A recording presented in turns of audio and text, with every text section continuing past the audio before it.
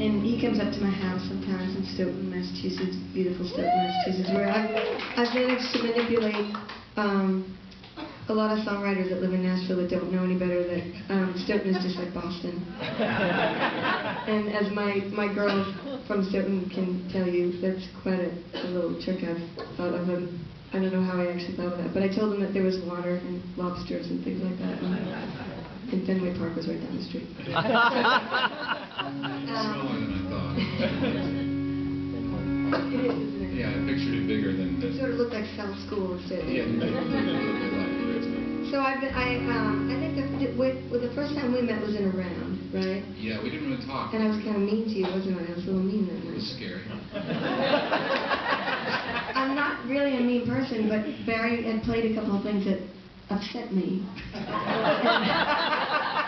And I loved him from the get-go so much that I decided I would be mean. I would come across mean and angry instead of thankful. So I apologize for that in front of all these wonderful women.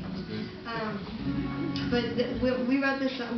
Well, basically, let me first tell you that I thought I would have it here tonight, but I don't. But we've made a little record, a CD, they call it, and it'll be ready before the end of this year, for sure. And it's called The Rain, and Barry Dean has produced it, and he's written about half the songs with me that are going to be on this record, and I'm very excited about it, and thrilled to be able to hand it over to you guys when it's ready. But we're going to sing a song that we wrote at my house in the kitchen, I think, weren't we? And I think that when I was retelling how this song started, I think that I had the first line. Is that what happened? I don't remember. Because I go to the grocery store a lot. All the good ones. Yeah, I think I had the first line, and that's all I had. But I go to the grocery store like every day because I can't figure out food planning, evidently. And what happens is that some of the stuff that I buy goes very quickly, and other things stay for a long, long time. So you think I would know by now. I've been a mother for 21 years, and you think that I would know now how to food plan, but I don't. So I just go to the grocery store, and at the grocery store that I go to near my house, it's called Roach Brothers, and they think I'm crazy, I'm pretty sure, because I'm either in my pajamas or Nightline is with me. One of the other. Both those things have happened. Nightline only happened once, but I was in full makeup, and there was a camera crew and a dude from Nightline with me. Roach Brothers? Did you say Roach Brothers, it's called Roach Brothers, yeah, on Roach Brother Ave. And, but they have good produce, that's why I like that store. But anyway, they think I'm crazy, and they always sort of watch me anyway. Like, oh, here she is, the crazy, like nobody knows, like, what the heck I do and why I'm in yoga pants. They're not pajamas, but I don't do yoga, so they are my pajamas.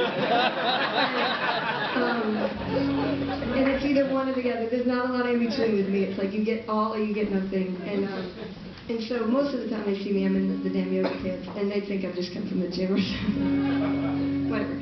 But I've had a lot of problems with this grocery store. There's been a couple of embarrassing moments.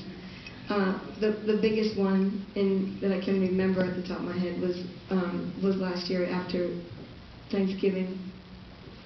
I had my son David with me, and he's the funny one of the group. He's the 6-year-old. And he is God's way of telling me to stop having children. And I have listened, because he is the funniest and most difficult child you have ever met in your life. But not really difficult, bad difficult, but difficult, like funny difficult, right? Yeah, he's just interesting, yeah. He's a character. And David and I were in the grocery store soon after Thanksgiving of last year. And this is how traumatic it is. I still talk about it. It's been a while. I know I should get over it by now. But he wanted to buy apples.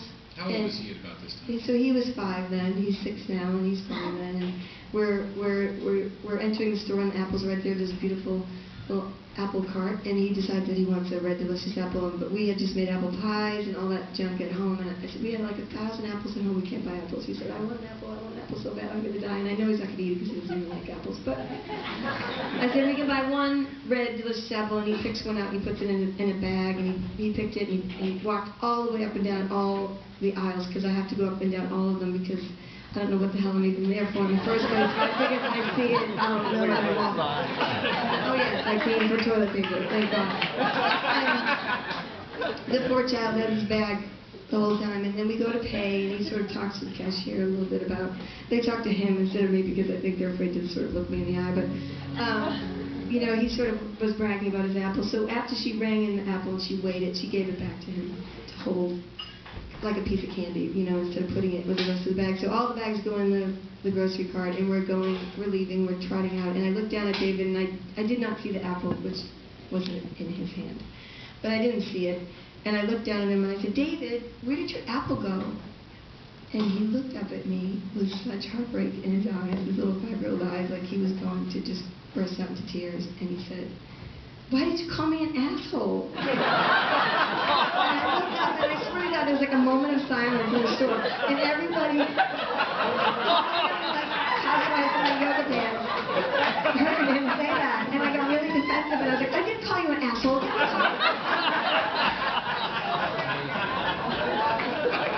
So the grocery store is where a lot of my pain and suffering comes. Now, the poor child, just so you all know, had a little bit of a hearing issue. And he had his tonsils out recently, and he can hear fine now, and no longer thinks that I think he's an asshole. But imagine if he didn't fess up. Imagine if he just, like, let that sink in and thought, and just, like, sucked it up, you know, and went out in the car and just thought, for no reason, my mother called me. It was much like the moment of silence that happened at Gillette Stadium when I took my husband to see Bruce Springsteen. And the first song, this was years ago, but he came out, it was raining, and he played The Rising. I'll never forget it. I was like, it was an amazing moment for me. And we were up so high that the sound kind of sucked way up there, you know, like in heaven practically. And so he finishes his song, and everyone starts yelling, Bruce, right? And my husband, who was drunk at the time, said, I'm not surprised they're booing because he sounds like shit. And there was a moment of silence, like around us, and everybody heard him say it, and I was like, they're yelling Bruce. It's just that it's so high up here. It sounds like boo, but they're yelling because they love him. And we literally had to leave our seats. That's a whole other episode. I'm going to write a whole album about that.